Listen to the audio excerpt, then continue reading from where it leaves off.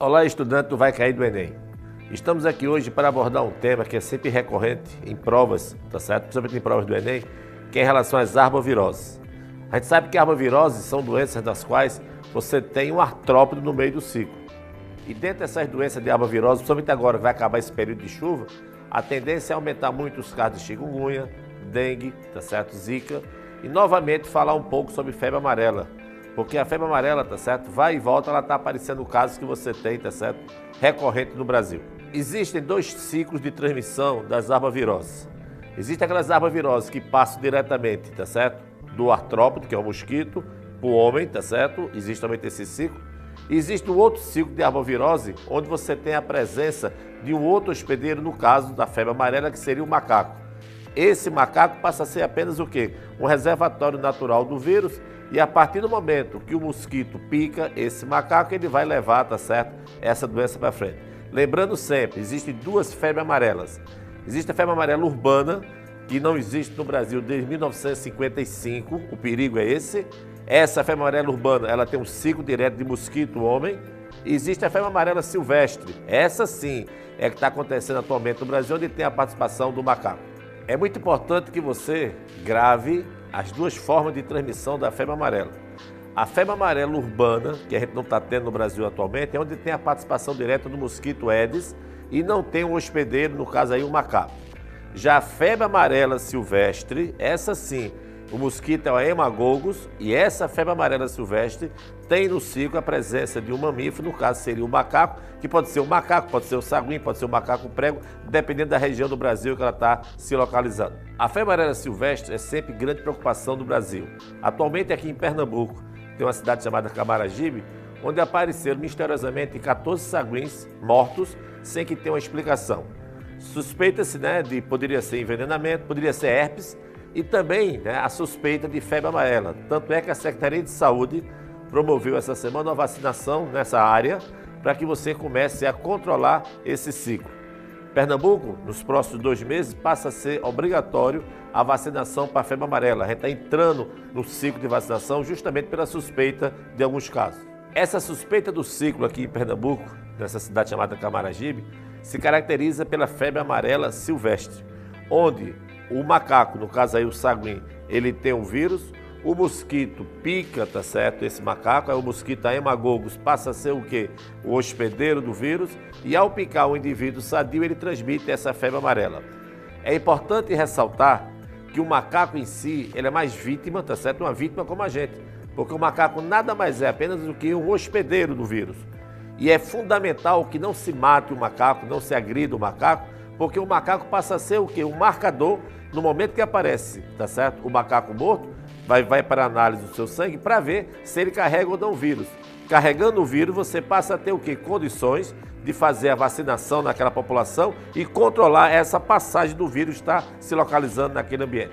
É muito importante reforçar que o papel do macaco nesse ciclo todo é carregar o vírus, ele é uma parte do reservatório do vírus. O macaco não transmite a doença para a gente.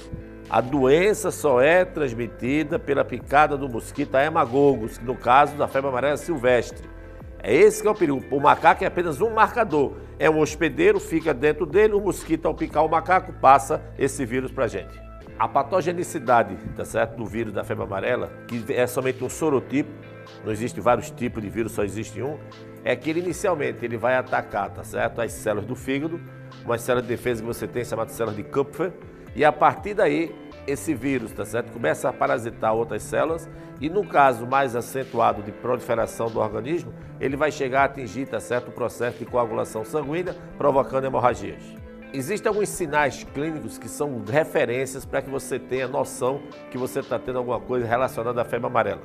Existem sinais mais ou menos moderados, você passa a ter bradicardia, você passa a ter icterícia e hemorragia.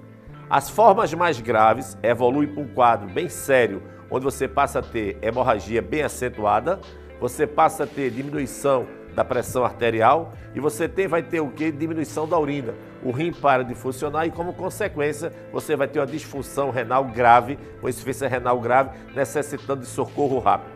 É importante também que a gente destaque alguns sintomas, até com sentido de alerta, porque às vezes a população imagina que está com uma doença e pode virar um caso grave de febre amarela. Vamos ver aqui alguns sintomas que são importantes. O início começa com a febre súbita, a sequência você vai ter calafrio e dor de cabeça intensa. Dor no corpo em geral, náusea e vômito. Até aí você está tendo os sintomas mais ou menos brandos. Isso evolui para uma febre muito alta, icterícia, quando você vai ter o que? Aquela pele amarelada, alteração das enzimas do fígado, TGO e TGP, e no final você tem um quadro grave de hemorragia. É essa hemorragia associado à perda da função renal e associado à hipotensão que leva o indivíduo naturalmente ao óbito. A febre amarela é uma doença que tem como característica básica ela ser reemergente. Áreas que ela já tiveram, que foram erradicadas, de repente ela volta. Acompanha nesse gráfico que está aí com vocês. Observe que em 2014 e 2015, a área de reemergência da febre amarela era pequena. O grande salto foi em 2015, observe em 2016 e 2017, onde você vê que a febre amarela em áreas que ela não existia, começando a ter, e agora 2017 e 2018, que é a última estatística que a gente tem, surto de febre amarela na região sudeste, tá certo? Observe que o nordeste agora diminui na área de atuação, quer dizer, o vírus se penetrando em grande quantidade nessa área, fazendo com que o Nordeste, que era considerado uma área mais ou menos livre de febre amarela, passe a ter agora casos. Várias pessoas têm febre amarela e não sabem nem que tem, porque grande parte dos sintomas são assintomáticos. 65% das populações que têm o vírus vão ter um quadro, lembrando uma febre, um mal-estar, mas depois vai melhorar naturalmente. As formas leves em torno de 30%, mas o que é grave é o seguinte, em torno de 10% da população que tem febre amarela desenvolve sintomas graves, principalmente insuficiência renal. Vale salientar que o índice de letalidade da febre amarela é entre 70% a 90% para quem pegar ela. Então a doença tem um valor letal muito grande e provocando alterações seríssimas no organismo se não for tratada a tempo. A febre amarela no mundo, observe que é uma doença no gráfico aí, uma doença basicamente uma doença da região tropical. A América do Sul como um todo, excluindo aquela parte de Argentina, Chile, Uruguai e Paraguai, e a África como um todo, né? Toda aquela África, a África equatorial, você tem casos de febre amarela, uma doença restrita a essa área. A arbovirose não, você tem arbovirose no mundo inteiro.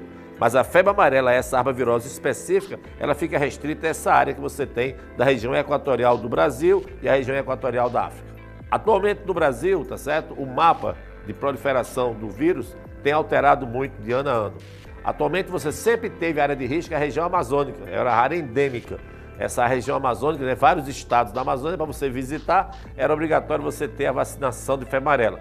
Acontece que nós fomos também negligentes. Grande parte da população não imagina que Brasília é uma área que você precisa tomar vacina para visitar.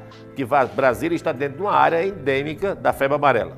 Existem aquelas áreas de transição que pegam o quê? Minas Gerais, pegam um pedaço ali, tá certo? Do sul da Bahia.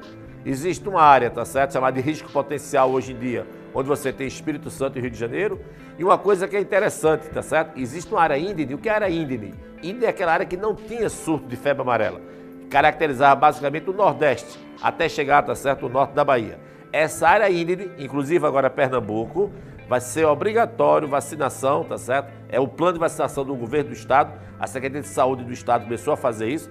Daqui a 2 meses, todas as cidades de Pernambuco passarão por vacinação obrigatória para a febre amarela. Quer dizer, os recém-nascidos, além de tomar vacinação para meningite, vacinação para sarampo, vacinação para catapora, rubéola, etc., vai fazer parte agora do plano, fazer a vacinação específica para o vírus da febre amarela. Prezado estudante, aqui é uma breve explanação sobre algumas doenças, principalmente doenças que estão em evidência no Brasil.